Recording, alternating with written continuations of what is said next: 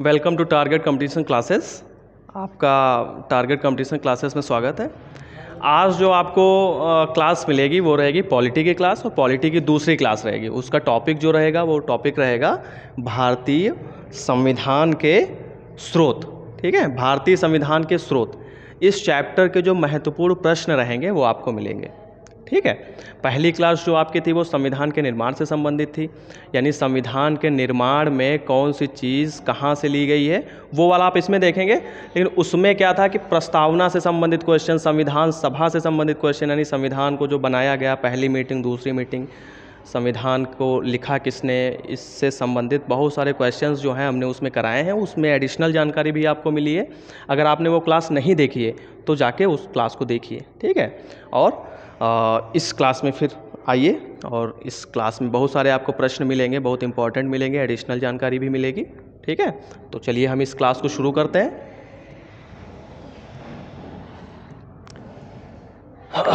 देखिए, इसमें जो पहला प्रश्न है, पहला प्रश्न कौन सा है? भारतीय संविधान में उद्देशिका का विचार कहाँ से लिया गया? ठीक है, उद्देशिका यानी प्रस्तावना। हमारी उद्देशिका से मतलब क्या है? प्रस्तावना। कलर हम इसका पेन का चेंज कर लेते हैं। ठीक है, ये हम ये रखते हैं। ठीक है, तो हम जानते हैं कि भारतीय संविधान में उद्देशिका यानी प्रस्तावना का विचार, इसमें थोड़ा सा ये आपको ध्यान रखना है कि उद्देशिका में विचार कहाँ से लिया गया। तो ये कहाँ से लिया गया? हमारा भारतीय संविधान में उद्देशिका का विचार ये लिया गया यूएसए से। ठीक है, अब देखिए एक क्वेश्चन इसमें, अगर ये कहे कि उद्देशिका की भाषा, उद्देशिका की भाषा कहाँ से ली गई है, तो ये कहाँ से ली गई है? ऑस्ट्रेलिया से। ठीक है, उद्देशिका की हमारे भाषा कहाँ से ली गई है? ये ली गई है ऑस्ट्रेलिया से।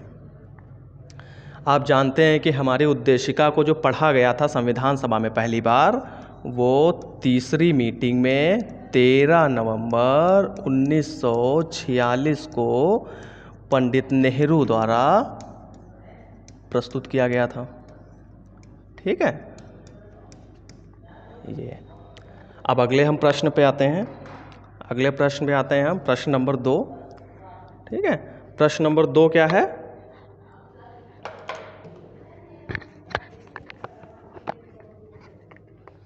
प्रश्न नंबर 2 देखिए,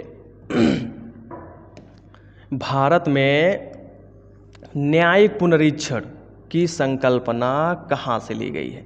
न्यायिक पुनरीक्षण का मतलब क्या होता है?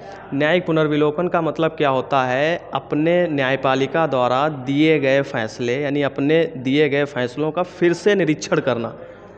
ठीक है, ये होता है न्यायिक पुनरीक्षण।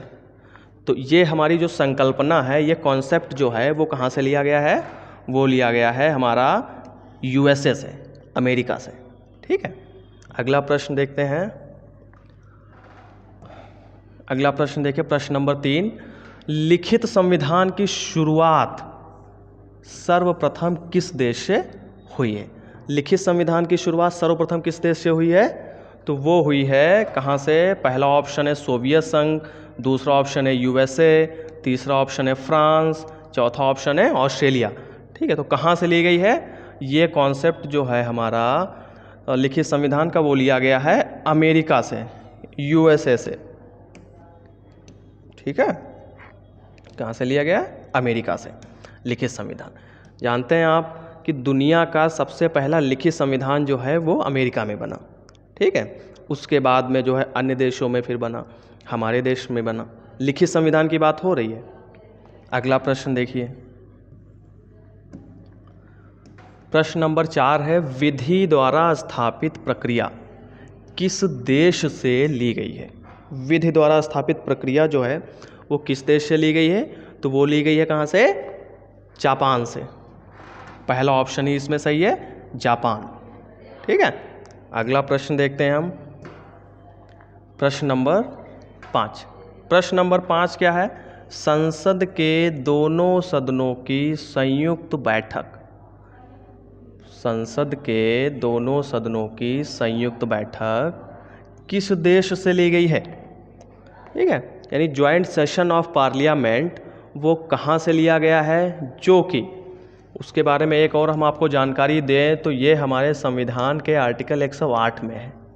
ठीक है, और कब होता है, जब साधारण विधेयक पे डिस्प्यूट हो जाता है, मतभेद हो जाता है, ठीक है, तब ये संसद के दोनों सदनों की बैठक होती है और हमारे संविधान में आर्टिकल 108 में है। ये किस देश से लिया गया है, इसका कॉन्सेप्ट किस देश से लिया गया था, तो इसका कॉन्सेप्ट जो लिया गया था दोनों सदनों की संयुक्त बैठक का, वो लिया गया था हमारा कहाँ से, ऑस्ट्रेलिया से। ठीक है, ऑस्ट्रेलिया से दोनों सदनों की संयुक्त बैठक का प्रावधान लिया गया था। और देखिए ऑस्ट्रेलिया से क्या लिया गया है, और लिया गया है क्या, समवर्ती सूची। क्या लिया गया है, समवर्ती सूची। और क्या लिया गया है, वाणिज्य व्यापार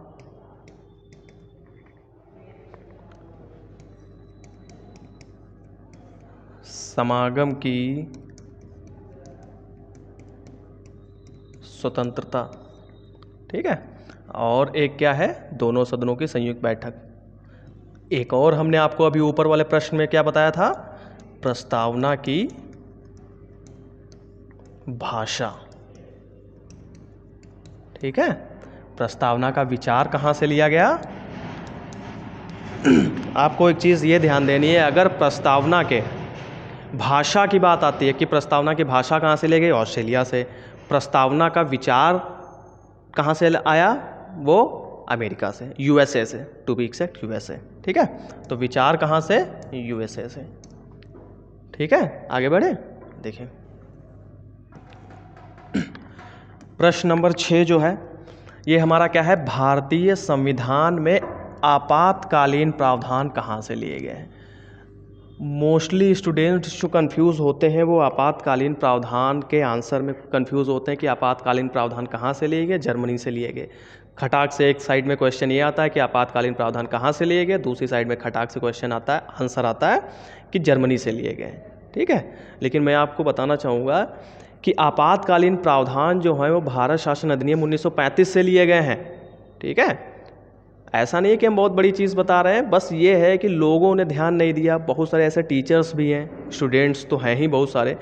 ठीक है, तो वो क्या कहते हैं कि जो है इमरजेंसी प्रोविज़न जो है वो कह देते हैं जर्मनी से लिए गए, लेकिन नहीं, आपातकालीन प्रावधान लिए गए हमारे भारत शासन अधिनियम 1935 से।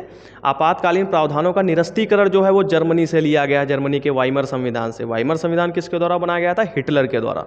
ठीक है, तो देखिए भारतीय संविधान में आपातकालीन प्रावधान कहाँ से लिए गए हैं। अब आप लोगों का क्वेश्चन एक क्लियर हो जाना चाहिए, क्वेश्चन का आंसर भारत शासन अधिनियम 1935 से।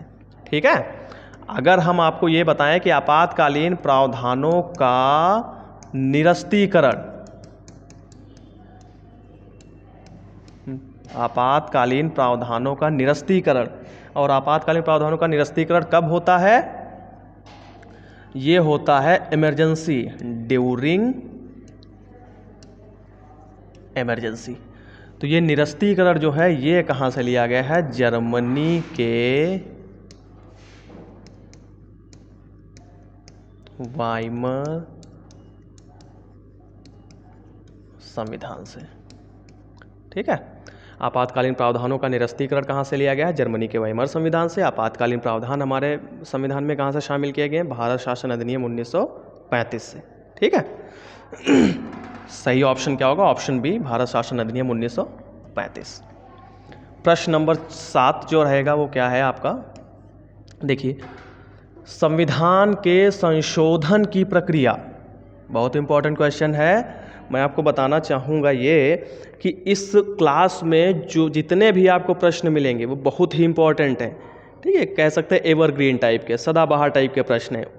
वनडे एग्ज़ाम से लगा के सिविल तक के एग्ज़ाम्स में ये भले ही वन लाइनर प्रश्न हो, लेकिन वनडे एग्ज़ाम से लगा के सिविल के एग्ज़ाम तक क्वेश्चन ये पूछे जाते हैं कि हमारे संविधान में कौन सी चीज़ कहाँ से ली गई है। बहुत इंपॉर्टेंट है ये क्लास। ठीक है, तो ये आप लोग ध्यान से पढ़िएगा, इसको कॉपी पे भी नोट कर लीजिएगा।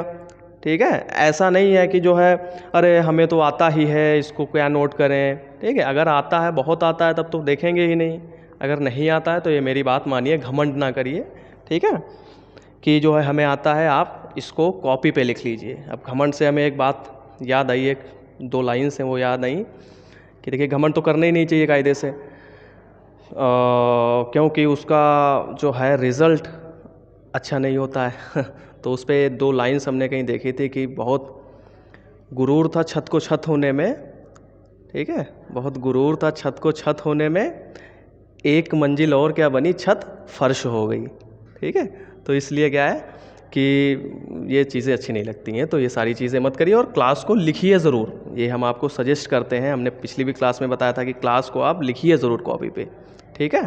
अगली देखिए, अगला क्वेश्चन देखिए, नहीं अगला नहीं, यही पहले देखिए। संशोधन की प्रक्रिया कहाँ से ली गई? दक्षिण अफ्रीका से, ठीक है।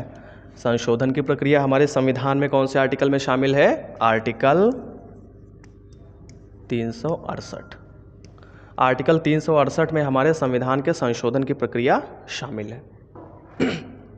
दक्षिण अफ्रीका से देखिए हमारे संविधान में और क्या शामिल किया गया है? वो किया गया है शामिल राज्य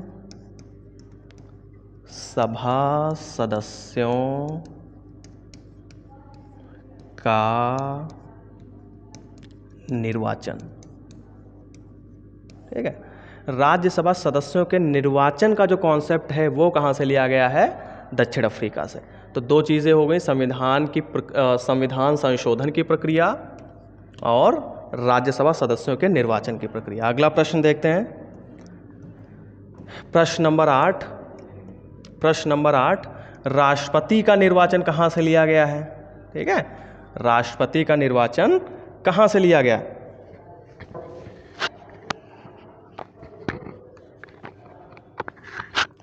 तो राष्ट्रपति का जो निर्वाचन है वो कहाँ से लिया गया है? वो लिया गया, ऑप्शन ए क्या है? ब्रिटेन है, ऑप्शन बी आयरलैंड है, ऑप्शन सी सोवियत संघ रूस है, ऑप्शन डी जर्मनी है। तो इसमें सही आंसर क्या होगा? निर्वाचन जो लिया गया है वो लिया गया है आयरलैंड से, ठीक है। राष्ट्रपति के निर्वाचन का कॉन्सेप्ट प्रोसेस जो लिया गया है वो लिया गया है आयरलैंड से। आयरलैंड से और क्या लिया गया है? आयरलैंड से और आप जानते हैं बहुत इम्पॉर्टेंट जो है हमारे यहाँ एक भाग है, भाग 4, उसमें आर्टिकल 36 से 51 तक जो अनुच्छेद हैं उसमें शामिल है राज्य के नीति निर्देशक तत्व, ठीक है। तो वो आयरलैंड से ही लिए गए हैं, ठीक है। कहाँ? आर्टिकल 36 से 51 तक ये शामिल हैं और ये जो है राज्य जो भी कोई नीति बनाता है, कानून बनाता है, उसको गाइड करते हैं, ठीक है। और आयरलैंड से क्या लिया गया है? राष्ट्रपति का निर्वाचन हो गया और क्या लिया गया है? राज्यसभा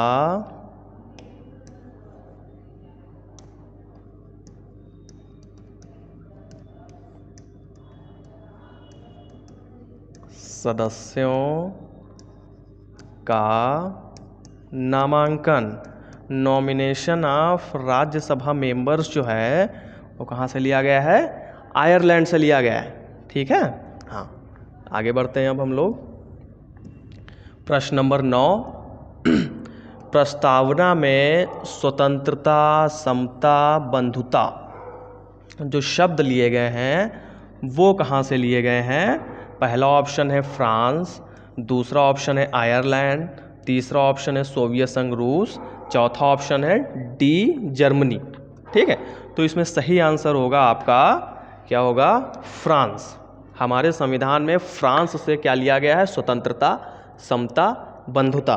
अब फ्रांस से स्वतंत्रता, समता, बंधुता इसलिए लिया गया है क्योंकि आप लोग जानते हैं 1789 में फ्रांस की क्रांति हुई और फ्रांस की क्रांति का जो बेसिस था, ठीक है, यानी फ्रांस की क्रांति का जो एक मेन ऑब्जेक्टिव था वो यही था कि स्वतंत्रता सभी को हो मिले, समता सभी को मिले, फ्रैटर्निटी यानी भाईचारा हो, बंधुता हो, ठीक है।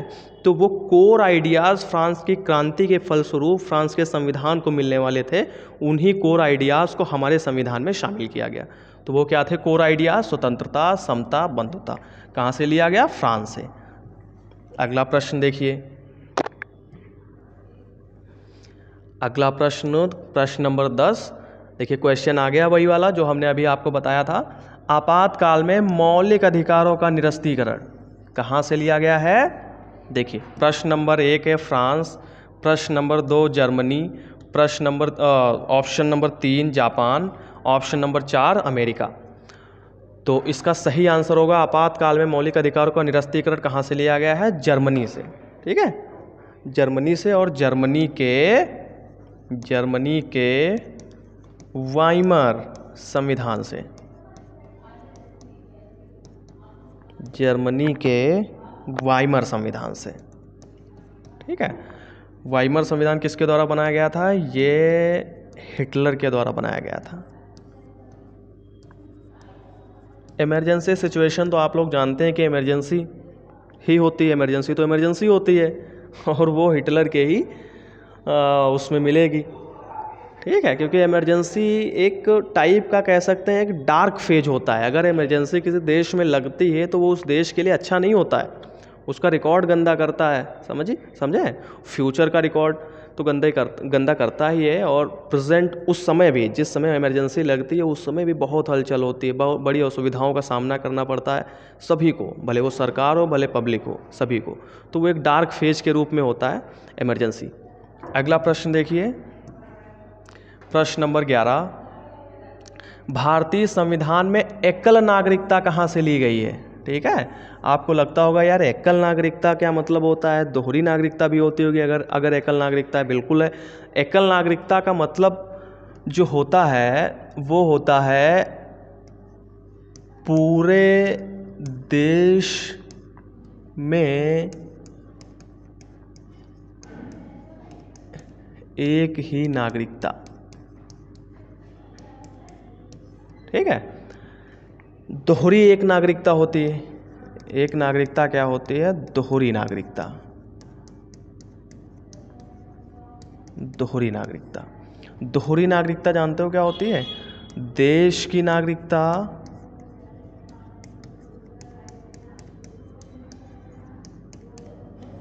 और राज्य की नागरिकता।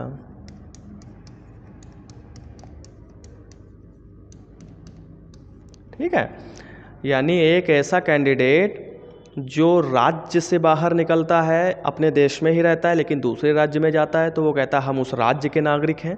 ठीक है, देश से अगर बाहर निकलता है तब देश का कहता है।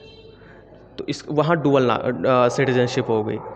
लेकिन अपने यहाँ क्या है? भारत में एकल नागरिकता है, इसीलिए देखो लिखा है भारतीय संविधान में एकल नागरिकता कहाँ से ली गई है? तो अपने यहाँ एकल नागरिकता। हमारे यहाँ ये सिंगल सिटीजनशिप जो है इसका कॉन्सेप्ट यूनाइटेड किंगडम से लिया गया, यानी ब्रिटेन से लिया गया है। यानी हमारे यहाँ ये नहीं यूपी से आप बाहर निकले एमपी में गए तो ये कहेंगे कि हम यूपी के नागरिक हैं, ऐसा नहीं है। आप फिर भी इंडियन सिटीजन हैं, यानी भारतीय नागरिक हैं। अगर एमपी में गए, जम्मू कश्मीर में गए तब भी आप भारतीय नागरिक हैं। ठीक है, भारत से बाहर गए तब भी आप भारतीय नागरिक हैं। लेकिन दोहरी नागरिकता क्या है? अब दोहरी नागरिकता कहीं तो होगी, बिल्कुल। ये कहाँ है? यूएसए में, अमेरिका में। अमेरिका में मान लीजिए अगर आप वाशिंगटन डीसी स्टेट में है तो आप वाशिंगटन डीसी के नागरिक हैं। ठीक है, अगर आप जो है कैलिफोर्निया में है तो कैलिफोर्निया के नागरिक हैं। ठीक है, तो वहाँ के स्टेट की अलग सिटीजनशिप है नागरिकों को, और देश की पूरे यूएसए की वो अलग सिटीजनशिप है।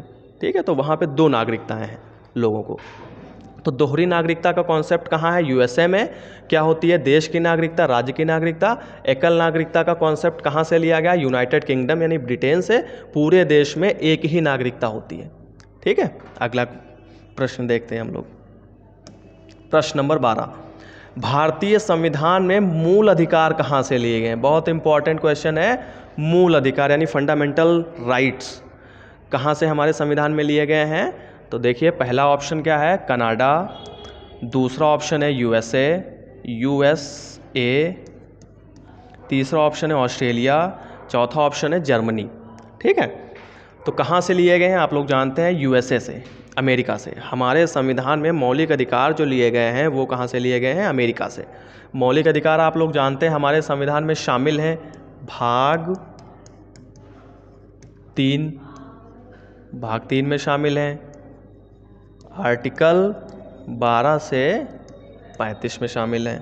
ठीक है, यूएसए से और क्या लिया गया है? Supreme court,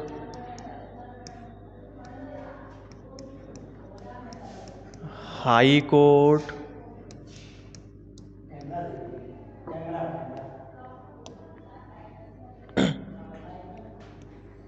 supreme court, high court के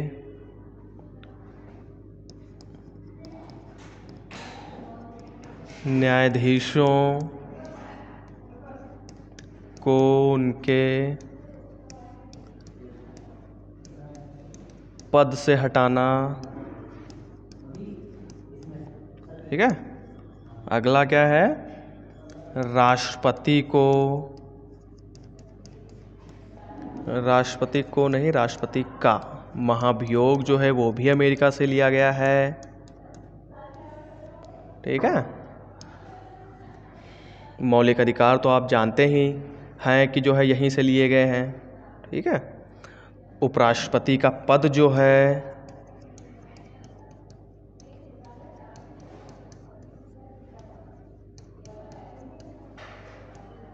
उपराष्ट्रपति का पद भी कहाँ से लिया गया, अमेरिका से लिया गया। ठीक है, ये सारी चीज़ें जो हैं वो अमेरिका से ली गई हैं। ये तो गायब हो गया।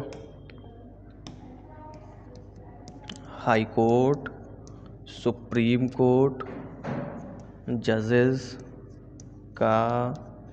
को पद से हटाना।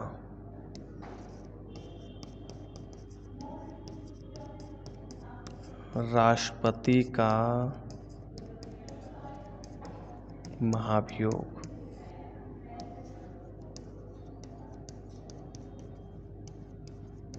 उपराष्ट्रपति का पद। आप लोग इस क्लास को प्लीज़, हमारी ये सजेशन है कि आप लोग कॉपी पे ज़रूर लिखिएगा, इसको देखिएगा बार बार। ठीक है, और इसको उसके बाद में फिर पढ़िएगा भी।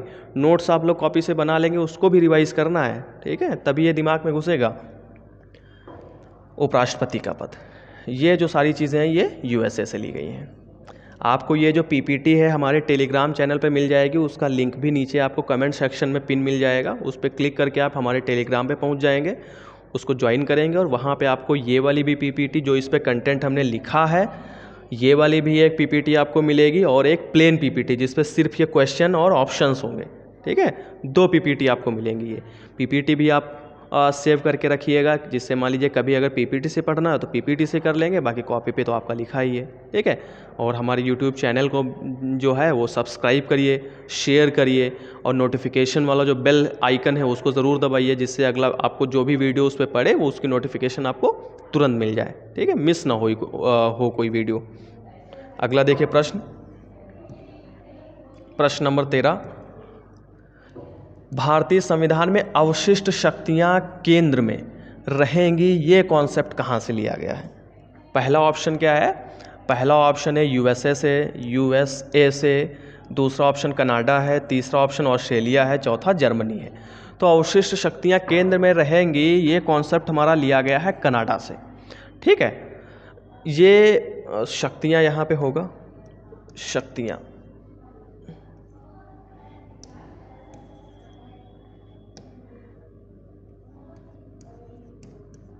ठीक है, अवशेष शक्तियाँ केंद्र में रखने का जो ध्येय था वो यही था कि जिसे सेंटर मजबूत रहे।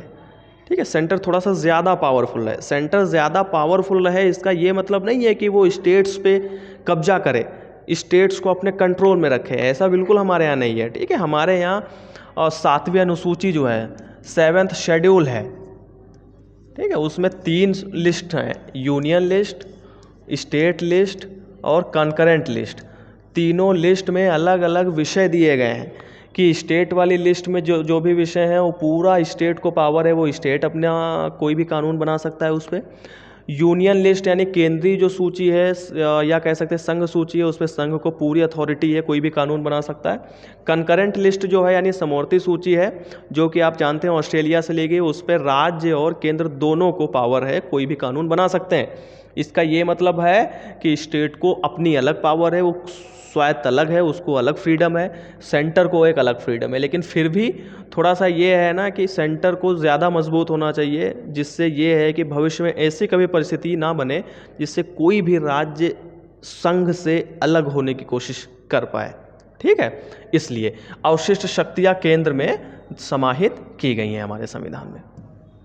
अगला देखिए प्रश्न नंबर 14, राष्ट्रपति का महाभियोग कहाँ से लिया गया है? अभी हमने आपको बताया एक प्रश्न में कि राष्ट्रपति का महाभियोग कहाँ से लिया गया है? अमेरिका से लिया गया है, यूएसए से। ठीक है, राष्ट्रपति का महाभियोग कहाँ से लिया गया है? अमेरिका से लिया गया है। हमारे संविधान में कौन से आर्टिकल में समाहित है? आर्टिकल 61 में समाहित है। ठीक है, हाँ। अगला देखिए प्रश्न नंबर 15, भारतीय संविधान में संघीय तंत्र कहाँ से लिया गया है? संघीय तंत्र कहाँ से लिया गया है? तो ये कहाँ से लिया गया हमारा? ऑप्शन सी, भारत शासन अधिनियम 1935। आप लोग जानते हैं, कई जगह पढ़े होंगे आप लोग कि भारत शासन अधिनियम 1935 से बहुत सारी चीज़ें ली गई हैं, इसलिए बहुत सारे लोग जो हैं ये आक्षेप लगाएं हमारे संविधान पे कि भारतीय संविधान तो भारत शासन अधिनियम 1935 की कार्बन कॉपी है। ठीक है, तो बहुत सारी चीज़ें और भारत शासन अधिनियम 1935 से हमारे संविधान में समाहित की गई हैं, जिसमें से हम कुछ बता रहे हैं आपको चीज़ें। देखिए, एक तो राज्यपाल कार्यालय या राज्यपाल ऑफिस कह सकते हैं, ये भारत शासन अधिनियम 1935 लिया गया है। लोक सेवा आयोग,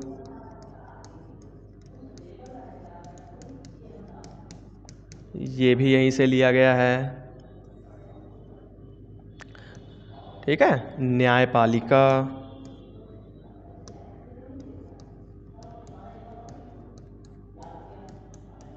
यानी ज्यूडिशियरी का कॉन्सेप्ट जो है वो भी यहीं से लिया गया है।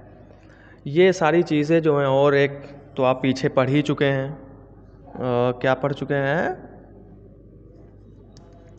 आपातकालीन प्रावधान।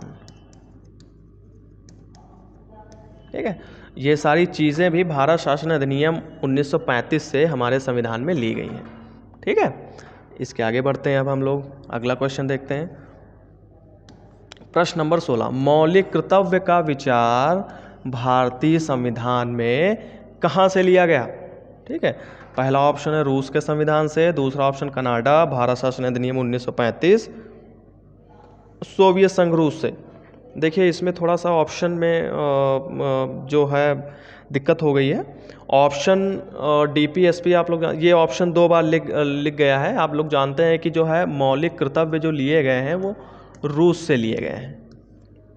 ठीक है, तो ये ऑप्शन 2 बार इसमें आ गया है, तो आप इसी को सही मान लीजिए। ठीक है, इसको काट दीजिए क्योंकि एक ही ऑप्शन 2 बार प्रिंट हो गया है।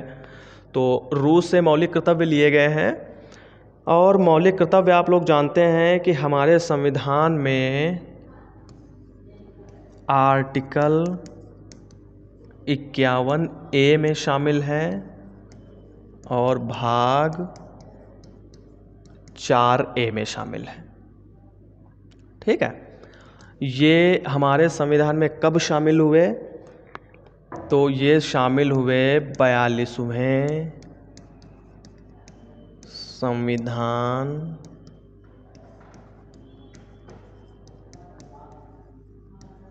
संशोधन 1976 और किसकी सिफारिश पे शामिल हुए?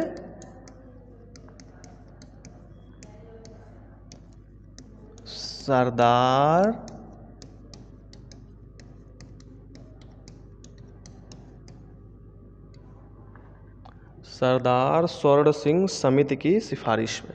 ठीक है, सरदार स्वर्ण सिंह समिति की सिफारिश। ठीक है, ये मौलिक कर्तव्य के बारे में जानकारी थी। देखिए, अगर आप लोगों को लगता है कि वीडियो थोड़ा सा धीमा है तो आप लोग इसमें 1.25x की स्पीड पे देख सकते हैं, और भी थोड़ा सा आपको धीरे लग रहा है तो 1.5x की स्पीड से देख सकते हैं। स्पीड आप अपने हिसाब से एडजस्ट कर सकते हैं। ठीक है, ये चीज़ है। हम थोड़ा सा इसलिए स्लो मोशन में पढ़ा रहे हैं, हो सकता है कि किसी को बहुत धीरे ही समझ आता हो। ठीक है, तो मान लीजिए अगर आप जो है स्पीड घटा भी सकते हैं, लेकिन वो थोड़ा सा बेहतर नहीं रहेगा, इसलिए जो है आप स्पीड बढ़ा सकते हैं। अगर आपको अनकंफर्टेबल महसूस हो रहा है कि बहुत स्लो चल रहा है मामला, कॉन्सेप्ट, ये क्लास चल रही है, तो आप उसको तेज कर सकते हैं। अगला देखिए, प्रश्न नंबर 17, मौलिक कर्तव्यों को किस भाग में शामिल किया गया? ठीक है। अब मौलिक कर्तव्यों को किस भाग में शामिल किया गया? अभी हमने देखिए ऊपर बताया है, मौलिक कर्तव्यों को भाग 4A में शामिल किया गया है, भाग 4A में शामिल किया गया है। अगला प्रश्न देखिए, प्रश्न नंबर 18, निम्नलिखित में से कौन सा एक सुमेलित नहीं है? ठीक है, कौन सा एक सुमेलित नहीं है, ये इस चीज़ पे ध्यान देना है। बहुत सारे स्टूडेंट्स क्या होते हैं कि वो नहीं देखते नहीं है और इसको हटा के कौन सा एक सुमेलित है, ठीक है, उसमें कंफ्यूज हो जाएंगे या तो गलत आंसर उसमें लगा देंगे, तो ये थोड़ी सी दिक्कत हो जाती है। तो आपको देखना है कि कौन सा एक सुमेलित नहीं है। तो देखिए नागरिकता वाला ये सही है भाई, क्योंकि नागरिकता आप लोग जानते हैं कि पार्ट 2 में है, भाग 2 में है। दूसरा जो ऑप्शन है मौलिक अधिकार, ये भी सही है, क्योंकि आप लोग जानते हैं कि मौलिक अधिकार भाग 3 में है। तीसरा ऑप्शन मौलिक कर्तव्य, ये भी आप लोग जानते हैं कि भाग 4A में है, और भाग 4 में क्या है? DPSP है, यानी राज्य के नीति निदेशक तत्व। अब राज्य कार्यपालिका, ये वाला ऑप्शन सुमेलित नहीं है, क्यों? इसलिए ये सही होगा। ये सुमेलित क्यों नहीं है? क्योंकि ये है भाग 5 में, ठीक है, ये है पार्ट 5 यानी भाग 5 में। ये है भाग 6 में। इस तरह से तो सारे ऑप्शन इसमें सही हो गए। नागरिकता हो गई आपकी भाग 2 में, मौलिक अधिकार हो गए इसमें भाग 3 में, मौलिक कर्तव्य हो गए भाग 4A में, राज्य कार्यपालिका हो गई आपकी भाग 6 में। इस देखिए इसमें क्वेश्चन ही थोड़ा सा वो हो गया, इसमें सारे ऑप्शन आपके सही हैं, क्योंकि भाग 5 जो होता है, भाग 5 क्या है आपकी? संघ कार्यपालिका, संघ कार्यपालिका। भाग 6 जो है वो क्या है आपका? राज्य कार्यपालिका। तो अब इसमें क्वेश्चन में आप संशोधन कर लीजिए। इस तरह से आपको 4 जो है ऑप्शन आंसर के रूप में मिल गए, इसमें इसको नहीं को हटा दीजिए, ठीक है। यानी निम्नलिखित में से कौन सा एक सुमेलित है, तो एक को भी काट दीजिए। कौन सा सुमेलित है, तो इसमें क्या ऑप्शन आपका रहेगा? ये चारों सुमेलित हैं, ठीक है, चारों सुमेलित हैं, चारों सुमेलित हैं, ठीक है। हम लोग यहाँ पे आंसर्स को ढूंढ रहे हैं, इसलिए यहाँ पे आपको 4 आंसर मिल गए, ठीक है। ये आपकी क्लास के जो 18 प्रश्न थे वो कंप्लीट हो गए हैं। उसके साथ में एडिशनल जानकारी भी आपको खूब मिली है यहाँ पे, उसको भी कॉपी में आपको नोट करना है।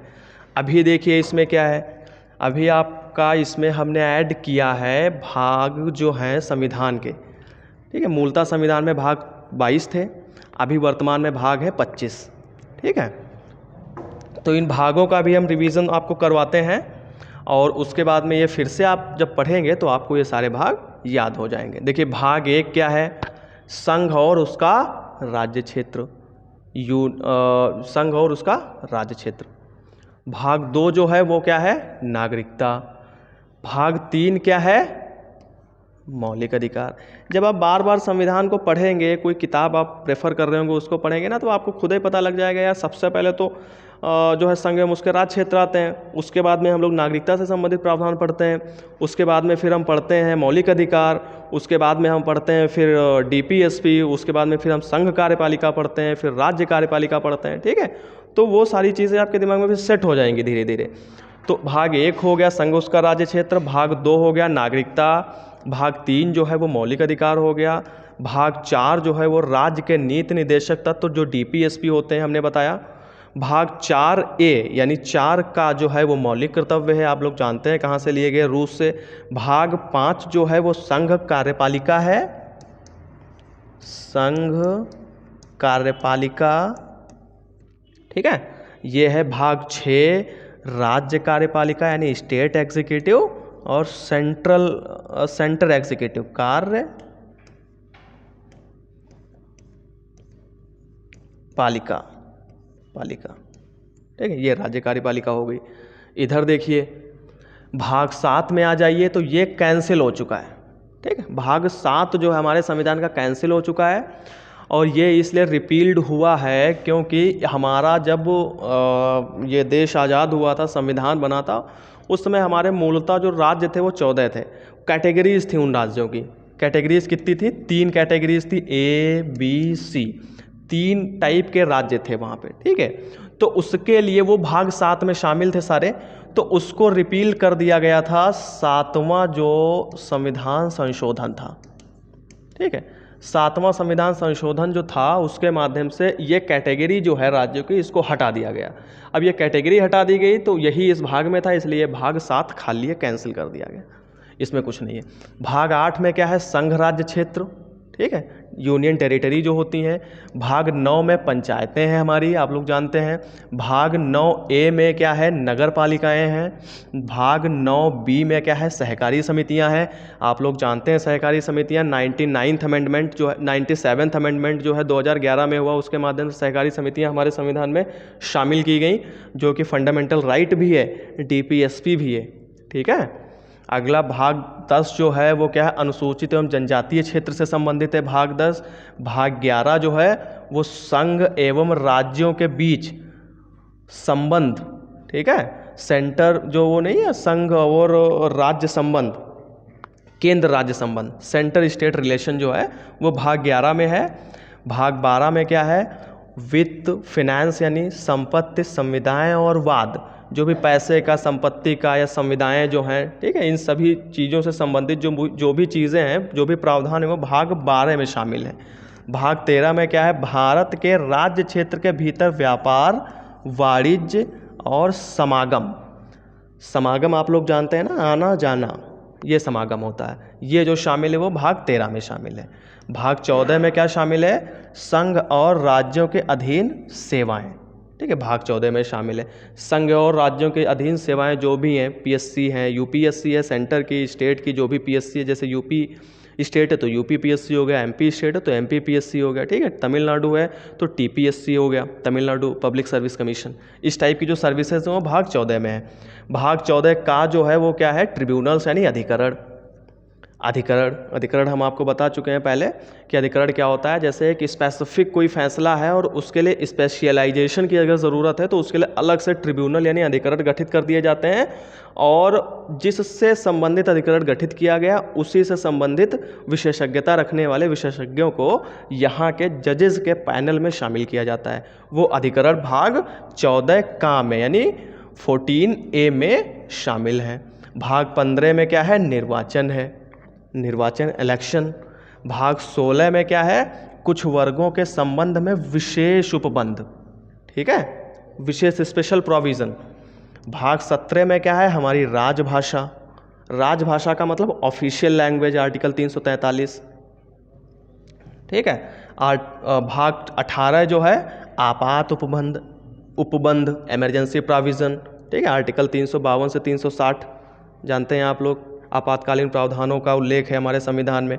आर्टिकल पार्ट 19 यानी भाग 19 में प्रकीर्ण आप शुद्ध हिंदी यहाँ पे होगी, थोड़ा सा शायद आप ना समझ पाएँ, इंग्लिश में आप खूब जानते हैं प्रकीर्ण का मतलब क्या होता है।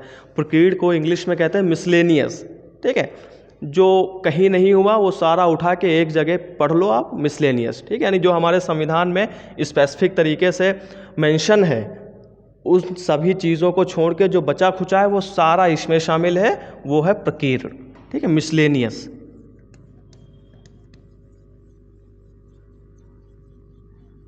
ठीक है, मिसलेनियस। भाग 20 में क्या है, संविधान का संशोधन, आर्टिकल 368 आप लोग जानते हैं, संविधान का संशोधन भाग 20 में शामिल है। भाग 21 में क्या शामिल है, अस्थायी, संक्रमणकालीन और विशेष उपबंध, ठीक है, ये भाग 21 में शामिल है। भाग 22 में क्या शामिल है, देखिए हम थोड़ा सा इसको ऊपर करते हैं।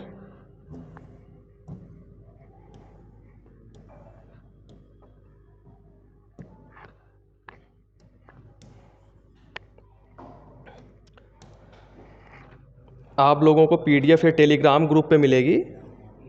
देखिए भाग 22 में जो है क्या है, संक्षिप्त नाम, प्रारंभ, ठीक है, संक्षिप्त नाम, प्रारंभ, हिंदी में प्राधिकृत पाठ और निरसन, ये सारी चीज़ें भाग 22 में है, ठीक है। तो इस तरह से जो आज की क्लास है वो हमारी कंप्लीट हो गई है, और इसको आप लोग जो है अच्छे से देखिएगा और इसको कॉपी पे नोट करिएगा। चैनल को सब्सक्राइब करिएगा, इस वीडियो को शेयर करिएगा, सहयोग करिएगा, ठीक है, बेल आइकन को दबाइएगा। ठीक है, ओके, गुड लक।